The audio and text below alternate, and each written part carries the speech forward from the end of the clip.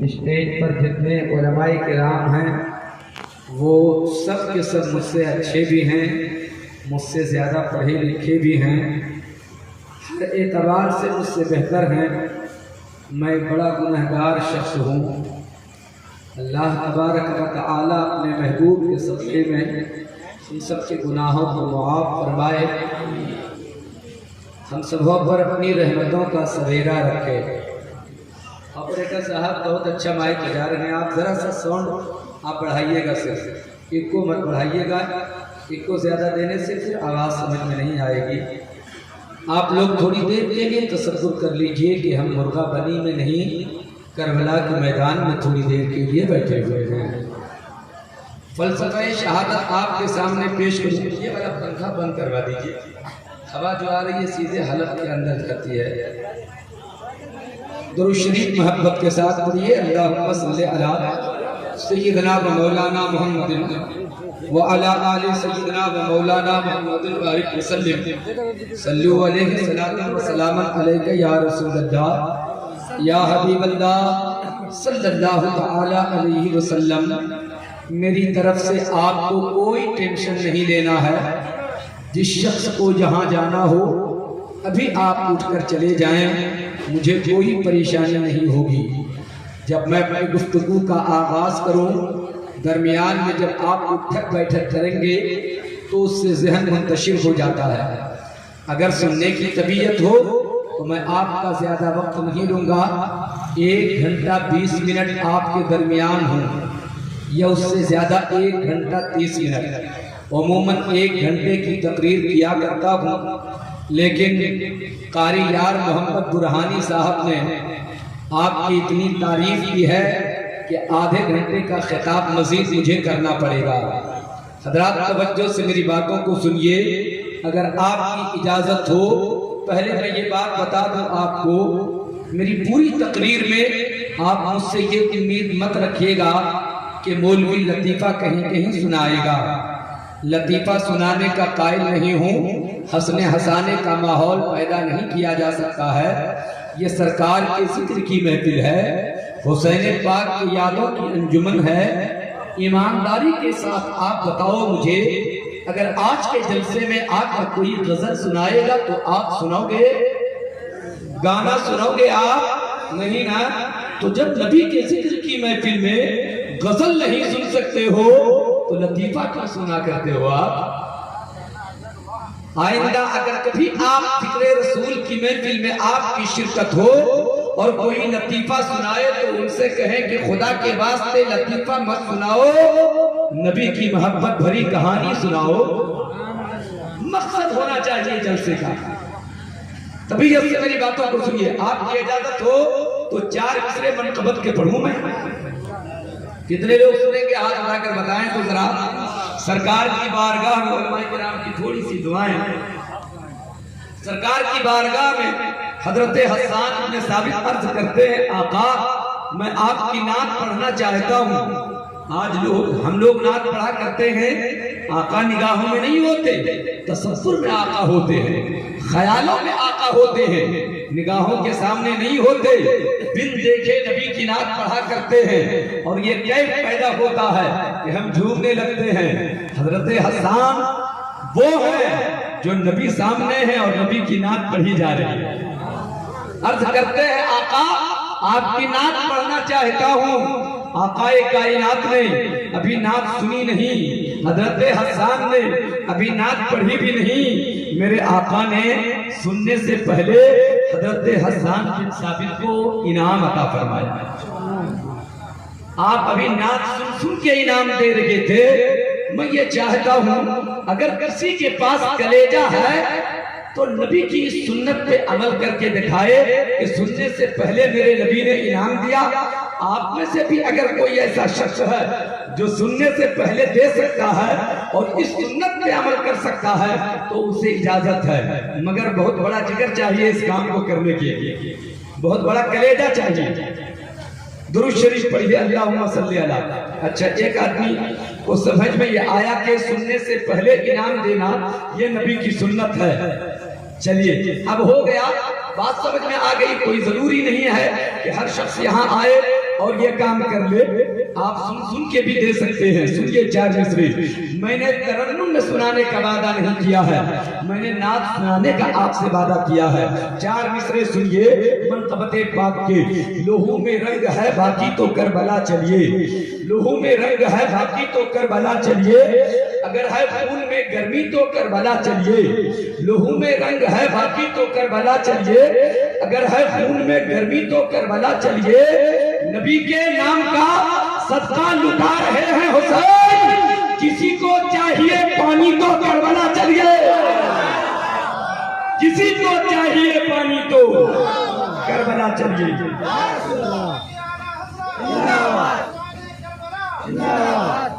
کسی کو چاہیے پانی.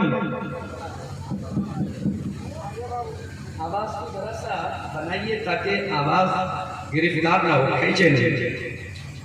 کسی کو چاہیے پانی تو کربلا چلیے. اب آئیے میں بلا تاخیر آیت کریمہ کا ترجمہ آپ کو سناتا ہوں. یہ آیت بھی آپ کو یاد ہے جو میں نے تلاوت کی ہے, اس کا ترجمہ بھی آپ کو یاد ہے. نہ ترجمہ بتانے کی ضرورت ہے نہ آیت آپ کو سنانے کی ضرورت ہے, مگر میں برکت حاصل کرنے کے لیے آیت کریمہ کا ترجمہ آپ کو سناتا ہوں.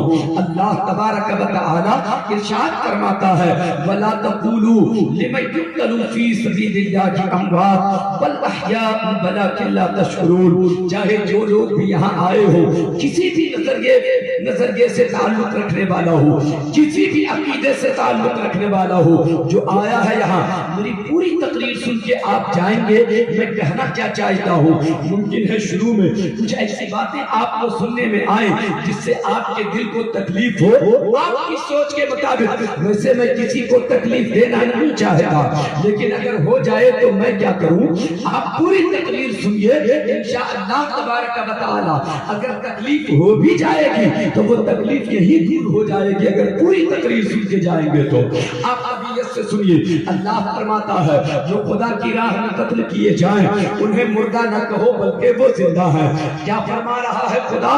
جو خدا کی راہ میں قتل کیے جائیں انہیں مردہ نہ کہو بلکہ وہ زندہ ہیں. جو خدا کی راہ میں جان دے دے, جو خدا کی راہ میں قربان ہو جائے, انسان کے جسم سے روح نکل جائے, سر سے جدا ہو جائے, اللہ فرماتا ہے اسے مردہ نہ کہو بلکہ وہ زندہ ہیں. جو کھوپڑی میں عقل ہے وہ عقل کہتی ہے کہ ارے روح نکل گئی تو مر گیا انسان, سر تن سے جدا ہو گیا مر گیا انسان, زبان بولتی نہیں مر گیا انسان, آنکھ دیکھتی نہیں مر گیا انسان, کان سنتے نہیں مر گیا انسان. اسے زندہ کیوں کہہ رہے ہو؟ روح نکل گئی تو مردہ کہو, سر سے جدا ہو گیا مردہ کہو, آنکھ دیکھتی نہیں مردہ کہو, کان سنتے نہیں مردہ کہو, ہاتھ میں حرکت نہیں مردہ کہو. میں کہتا ہوں ہاں ہاں روح نکلے تو مردہ کہو, یہ موت کا فلسفہ ہے. آنکھ نہ دیکھے تو مردہ کہو, یہ موت کا فلسفہ ہے. کان نہ سنے تو مردہ کہو, یہ موت کا فلسفہ ہے. سر سے جدا ہو جائے تو مردہ کہو, یہ موت کا فلسفہ ہے. مگر ہمارا قرآن موت کا فلسفہ نہیں سمجھاتا, ہمارا قرآن تو شہادت کا فلسفہ سمجھا رہا ہے. شہادت کا فلسفہ یہ ہے روح نکلے مگر زندہ کہو, سر سے جدا ہو مگر زندہ کہو, آنکھ نہ دیکھے مگر زندہ کہو, زبان نہ بولے مگر زندہ کہو, ہاتھ میں حرکت نہ ہو مگر زندہ کہو. اور میں تو کہتا ہوں جب شہید ہو جائے روح نکل جائے, آنکھ دیکھتی بھی ہے زبان بولتی بھی ہے.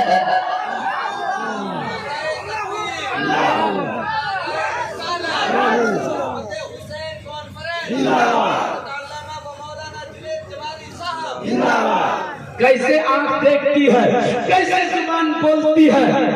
اب تو مجھ کو سمجھانا ہوگا کہ شہید مرتا نہیں, شہید زندہ ہوتا ہے. تو شہادت کے بعد کوئی بولتا کیسے ہے, شہادت کے بعد کوئی دیکھتا کیسے ہے. تو حسین کی شہادت بولنا پڑے گا, اصغر کی شہادت بولنی پڑے گی, علی اکبر کی شہادت بیان کرنا پڑے گا, حضرت عباس کی شہادت بیان کرنا پڑے گا, حضرت علی اکبر کی شہادت آپ کے سامنے بیان کرنا ہوگا. لیکن نہیں, یہ تو بہت بڑے لوگ ہیں, یہ تو بڑے اونچے اونچے لوگ ہیں. میں ان لوگوں کی بات ابھی نہیں کر رہا ہوں, آؤ بڑے قریب کی بات کرتا ہوں. ذرا سا علماء کرام کی دعائیں چاہتا ہوں. آج سے 100 برس یا 108 سال 9 سال پہلے کی یہ کہانی ہے، پاکستان کی سرزمین ہے، پشاور کا وہ شہر ہے، اللہ اکبر، پشاور میں رہنے والا ایک شخص ہے، نام اس کا علم الدین ہے۔ وہ علم الدین کون ہے؟ پڑھائی کا کام کرتا ہے، جسے ہم لوگ کارپینٹر کہا کرتے ہیں۔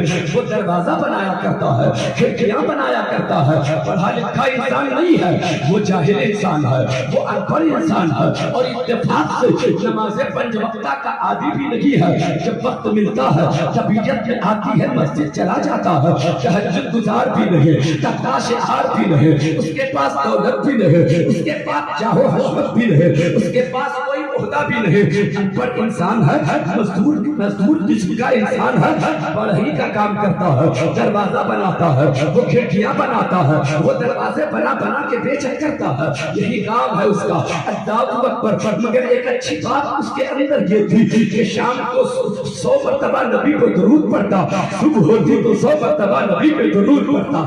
وہ تھا تو جاہل انسان، وہ تھا تو ان پڑھ انسان، پڑھا لکھا بھی نہیں تھا، دولت بھی اس کے پاس نہیں تھی، کوئی عہدہ بھی نہیں تھا، کوئی پوسٹ بھی نہیں تھا، مگر نبی پہ درود پڑھتا تھا، نبی کا عاشق تھا۔ اللہ اکبر۔ ایک وقت آتا ہے پاکستان کی سرزمین پر کسی نے نبی کی شان میں تھوڑی سی گستاخی کر دی، اور وہ گستاخی کی خبر علم الدین کو ہو جاتی ہے، جو نبی پہ درود پڑھا کرتا تھا، جو نبی پہ صبح و شام 100 مرتبہ بن دیکھے درود پڑھتا تھا، سے خبر ہوتی ہے۔ علم الدین بے چین ہو جاتا ہے، علم الدین بے قرار ہو جاتا ہے، علم الدین مسترب ہو جاتا ہے۔ جس نبی کو بغیر دیکھے، جس نبی پہ درود پڑھتا ہوں، اس نبی پر گستاخی، اس نبی کی شان میں گستاخی، اس نبی میں عیب تلاش کرنا، اس نبی کی ذات پر انگشت نمائی، یہ کیسے ہو سکتا ہے؟ اب علم الدین اس انتظار میں ہے۔ پاکستان میں بڑے بڑے پوسٹ والے لوگ ہیں، بڑے بڑے پڑھے لکھے لوگ ہیں، بڑے دولت والے لوگ ہیں، کوئی تو ضرور ہوگا جو نبی پہ کی گئی گستاخی ہے، نبی کی شان میں کی گئی گستاخی ہے، اس کے خلاف کوئی تحریک چلائے گا، کوئی اس کے خلاف نعرہ لگائے گا، اس کے خلاف کوئی احتجاج کرے گا، اس کے خلاف کوئی جلوس نکالے گا، اس کے خلاف کوئی قلم اٹھا کے لکھے گا، مگر انتظار کرتا رہا۔ علم الدین اسی انتظار میں ہے، کوئی عہدیدار اس کے خلاف تحریک چلائے گا، کوئی پیسے والا اس کے خلاف نعرہ بلند کرے گا، مگر کوئی کھڑا نہیں ہوتا، کوئی اس کے خلاف نہیں بولتا، کوئی اس کے خلاف نعرہ نہیں لگاتا، کوئی اس کے خلاف تحریک نہیں چلاتا، اس کے خلاف کوئی احتجاج نہیں ہو رہا ہے۔ پتہ نہیں کون کیا سوچ رہا ہے، مگر علم الدین انتظار کر رہا ہے۔ میں تو جاہل انسان ہوں، مجھے آتا کیا ہے کہ نعرہ بلند کروں، مجھے آتا کیا ہے کہ میں تحریک چلاؤں، مجھے آتا کیا ہے جو میں احتجاج کروں۔ کوئی تو نبی کا دیوانہ ہوگا، کوئی تو نبی کا عاشق ہوگا۔ انتظار کرتا رہا علم الدین، اب اپنا کام اس نے بند کر دیا، وہ انتظار کر رہا ہے، اندر سے بے چینی ہے، اندر سے اضطرابی ہے، اندر سے بے قراری ہے۔ کون ہے وہ جس نے نبی کی شان میں گستاخی کیا ہے اور اس کے خلاف اب تک کوئی تحریک نہیں چلی ہے، اب تک کوئی احتجاج نہیں ہوا ہے؟ علم الدین کھانا پینا بند کر دیتا ہے، اب وہ بھوکا رہتا ہے، نہ اسے کھانا اچھا لگتا ہے، نہ اسے پانی اچھا لگتا ہے، نہ اسے اپنا کام اچھا لگتا ہے۔ راتوں کی نیند بھی اس کی روٹ گئی ہے، اسے رات میں نیند بھی نہیں آتی، وہ کرپٹ بدل کے رات گزار دیتا ہے۔ بے چین ہو گیا، 2 روز گزرے، 4 روز گزرے، ہفتے گزر گئے، 10 دنوں تک انتظار کرتا رہا، جب کوئی احتجاج لگی، جب کوئی تحریک لگی، جب کوئی نعرہ لگی، جب کوئی احتجاج لگی۔ علم الدین نے اب دیکھا میں بے چین ہوں، اب یہ بے چینی برداشت نہیں ہوگی، اب اتنی بڑی تحریک کوئی چلانے والا نہیں چلا رہا، اب ہم سے برداشت نہیں ہوگا۔ اب علم الدین اٹھتا ہے، ہاتھ میں خنجر لیا، تلاش کرتا ہوا نکلا، کہاں ہے وہ گستاخ جس نے میرے نبی کی شان میں گستاخی کی ہے؟ خنجر لیا ہے، پتہ کرتا چلا، جب اسے پتہ چلا جا کر اس کی گردن اڑا دیا ہے، گردن اڑا کر چوراہے پہ کھڑا ہوتا ہے۔ علم الدین ایک جاہل انسان ہے، ایک ان پڑھ انسان ہے، پڑھا لکھا انسان نہیں ہے۔ میرے دوستو آواز لگاتا ہے، میں قاتل ہوں مجھے گرفتار کرو، میں مجرم ہوں مجھے گرفتار کرو، میں قاتل ہوں مجھے گرفتار کرو۔ پولیس آتی ہے، پکڑ کر لے جاتی ہے۔ مقدمہ چلتا ہے، کیس درج ہوتا ہے، مقدمہ چلتا رہا، اب علم الدین کو پھانسی ہونے والی ہے۔ پاکستان کا رہنے والا محمد علی جناح آگے بڑھتا ہے، محمد علی جناح نے جا کر کے اب علم الدین سے ملاقات کیا ہے جیل میں، اور چپکے سے اس کے کان میں کہتا ہے اے علم الدین سنو علم الدین، تو نے نبی کی شان میں گستاخی کرنے والے کو قتل کیا ہے، یہ تیرا کلیجہ بہت بڑا ہے، تو نے گستاخ کا سر قلم کیا ہے، کام بہت اچھا کیا ہے، لیکن تجھے اب سزائے موت ہونے والی ہے۔ ایک مشورہ میرا مان لو، ایک بات میری مان لو، آپ کو پتا ہونا چاہیے محمد علی جناح کے پاس دولت کی بھی کمی نہیں تھی، دولت کا انبار تھا، عہدہ بھی بڑا اونچا تھا، پوسٹ بھی بڑا اونچا تھا، پیسہ کی کوئی کمی نہیں تھی، لگاؤ بھی بڑے بڑے سے تھا۔ وہی محمد علی جناح کہتا ہے اے علم الدین، صرف اپنا بیان بدل دو، اپنا اسٹیٹمنٹ بدل دو، اپنی بولی بدل دو، صرف اتنا کہہ دو ایک بار، آپ کٹیرے میں کھڑے ہو کے اتنا کہہ دینا کچہری میں کہ میں نے قتل نہیں کیا ہے، تجھے بچا لیا جائے گا۔ علم الدین کہتا ہے محمد علی جناح، رکھو اپنی دولت اپنے پاس، رکھو اپنے عہدے اپنے پاس، میں جس شرف کو پانا چاہتا ہوں جھوٹ بول کر مجھے اس میں محروم نہ کرو، مجھ سے جھوٹ نہ بولو، میں نے سر قلم کیا ہے تو کیا ہے، جو شرف میں پانا چاہتا ہوں، جو نعمت حاصل کرنا چاہتا ہوں، وہ سزائے موت ہی میں ہے، سولی پہ چڑھنا ہی میں ہے۔ اللہ اکبر۔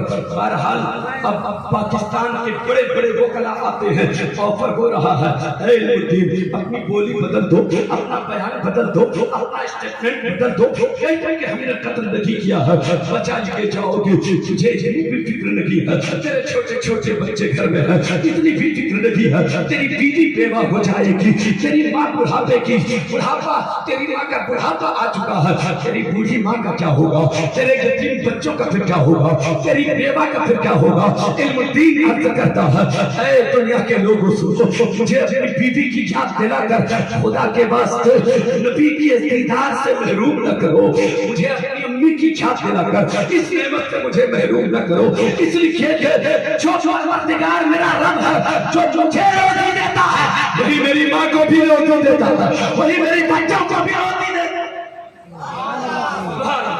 سبحان اللہ۔ بہرحال علم الدین کسی کی بات نہیں مانتا، نتیجہ کیا ہوتا ہے، ایک وقت ایسا آیا اب اسے سزائے موت ہوتی ہے، سولی پر لٹکا دیا جاتا ہے۔ سولی جب ہو جاتی ہے علم الدین کو، اب یہاں سے سنیے جو اصل بات ہے، آپ یاد رکھیے گا شہید مرتا نہیں، شہید زندہ ہوتا ہے، روح نکل گئی مگر وہ زندہ ہے، سر سے جدا ہو گیا مگر وہ زندہ ہے۔ اور میرا یہ کہنا تھا کہ جو روح نکل گئی ہو پھر بھی شہید اگر وہ ہے تو وہ بولتا بھی ہے اور وہ دیکھتا بھی ہے، یہ میرا دعویٰ ہے۔ اب آؤ میں آپ کے سامنے بیان کروں، علم الدین کو سزائے موت ہوتی ہے۔ علامہ اقبال کا وہ دور تھا، علامہ اقبال نے اپنے چاہنے والوں کو بلایا، اپنے ماننے والوں کو بلایا، اپنے دیوانوں کو بلایا، کہا اے لوگوں ایک بات میں کہنا چاہتا ہوں، بول کے جلدی حضور کیا کہنا چاہتے ہیں۔ کہا علم الدین کی لاش کو کسی بھی طریقے سے پشاور سے اسے لاہور لے آؤ، میں چاہتا ہوں کہ اسے لاہور میں دفن کیا جائے۔ علامہ اقبال کہتے ہیں میں چاہتا ہوں اسے لاہور میں دفن کیا جائے۔ چنانچہ دیوانوں نے سر پہ کفن باندھا اور راتوں رات نکل گئے، راتوں رات علم الدین کے جنازے کو، اس کی لاش کو پشاور سے لے کر لاہور لے کے آ گئے، لاہور پہنچا دیا۔ جب اس کی لاش آ گئی علامہ اقبال نے پھر بلایا اپنے دیوانوں کو، کہا تم لوگوں کے سامنے ایک جھولی میں بھیک مانگ رہا ہوں، ایک سوال ہے تم لوگوں سے، بول کے نہ حضور کیوں اس طرح کی بات کر رہے ہیں آپ، یہ عاجزی اور انکساری آپ کہنا کیا چاہتے ہیں۔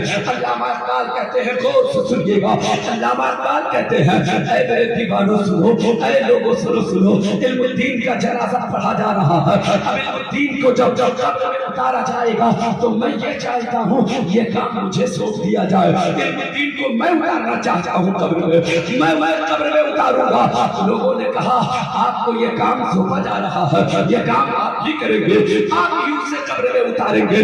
چنانچہ علامہ اقبال نے علم الدین کو قبر میں اتارا اور جیسے ہی قبر میں اتارا ہے پاؤں پکڑ کے علامہ اقبال کہتے ہیں اے علم الدین میں پڑھا لکھا تھا تو کیا ہوا, میرے پاس دولت بھی تھی مگر کیا ہوا, میرے پاس عہدے بھی تھے مگر کیا ہوا, کوئی کام نہ آیا, تو جاہل ہو کے بازی لے گیا, تو جاہل ہو کے بازی لے گیا, تو جاہل ہو کے کامیاب ہو گیا. اتنا کہنا تھا. اس کے بعد علامہ اقبال آگے بڑھے, سرہانے پہنچ جاتے ہیں. سرہانے پہنچ کر کے چہرے سے کفن ہٹایا, چہرے سے کفن ہٹایا اور ہٹا کر کہا اے علم الدین سنو, تجھے دفن کرنے کے بعد ہم لوگ یہاں سے 40 قدم دور جائیں گے, فرشتے تیری قبر میں آئیں گے, ساتھ ساتھ میرے آقا بھی آئیں گے, محمد رسول اللہ بھی آئیں گے, مصطفیٰ جان رحمت بھی آئیں گے. جب آقا آ جائیں نا تو میرا بھی سلام کہہ دینا, میرا سلام کہہ دینا, میرا سلام کہہ دینا. اتنا جو کہا تھا علامہ اقبال نے, علم الدین کی آنکھ کھل جاتی ہے, علم الدین کی آنکھیں کھل جاتی ہے. اب جب علم الدین کی آنکھیں کھلی ہے تو زبان بھی کھل جاتی ہے. اب علامہ اقبال نے کہا تھا میرا سلام کہہ دینا, اب علم الدین کہتا ہے اے بات جلدی سے میری قبر سے نکلو, وہ دیکھو مصطفیٰ آ گئے.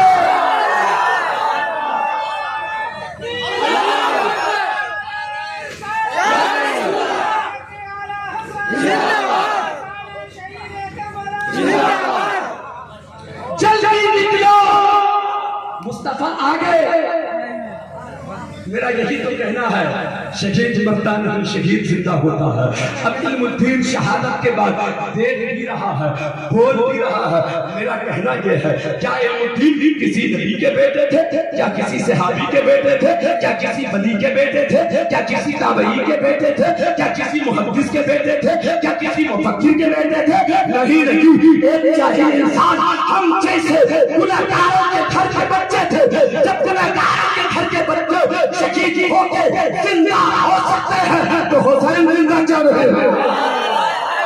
حسین زندہ کیوں نہیں؟ شہید مرتا نہیں, شہید زندہ ہوتا ہے. درود شریف پڑھیں اللہم صلی علی سیدنا. آواز کھینچے ایکو مت بڑھائیے گا, اس سے آواز سمجھ میں نہیں آئے گی. ساؤنڈ مشین سے بڑھائیے. درود شریف پڑھیں اللہم صلی علی سیدنا و مولانا محمد وعلا آل سیدنا و مولانا محمد بارک وسلم.